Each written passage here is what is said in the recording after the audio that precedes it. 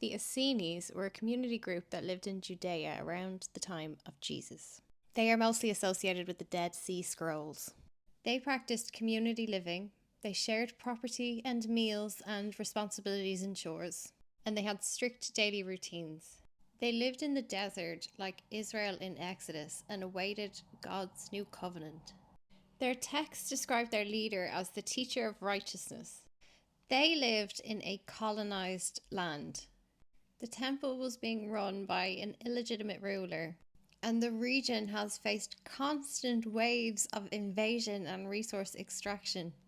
They could see the foreign soldiers in their streets. They could see the temple elites coordinate with Rome. In Judaism, the temple is not just a building, it's an access point between heaven and earth. From the Seleucids to Roman domination, to later British domination, this region has always been a battleground for empire. And the Romans were especially brutal. They would crucify you, nail you to a cross. Everyone had to pay them taxation. This is mafia. Imagine a community that believes the entire cosmic order depends on upkeeping ritual purity. Now imagine the very priests who are supposed to uphold that purity are corrupt and selling it to foreign power. That's not just politics, they are desecrating holy law. The universe itself was out of joint.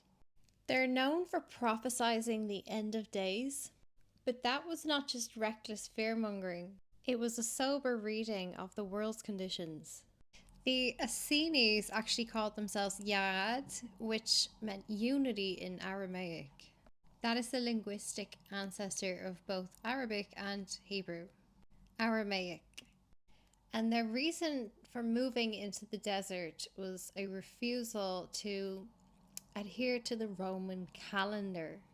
They built their own micro-society of purity and justice and ritual, and they kept their own time, their own calendars. And they lived by a timetable that awaited God's judgment. They claimed they lived on God's time, not the temple or the empire. They diagnosed captured institutions and empire with consistent symbols.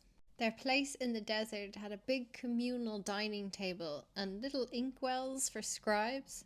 They would put the scrolls in deposits in caves for emergency safeguarding in case the Romans came. Every community has its beginnings. For the Ya'ad, that beginning was a man named the Teacher of Righteousness. The scrolls don't reveal his name, but I think it was John the Baptist.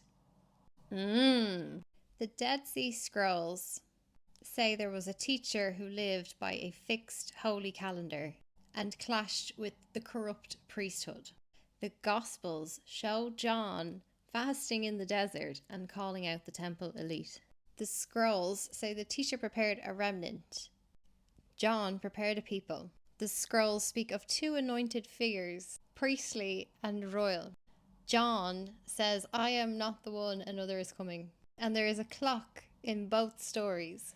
The scrolls give 40 years from the teacher's departure to the judgment. John is killed in his early 30s. 40 years later, the temple falls. Same role, same place, same timeline. If you ask the scrolls who the teacher was, or you ask the Jordan who John was, you get the same answer.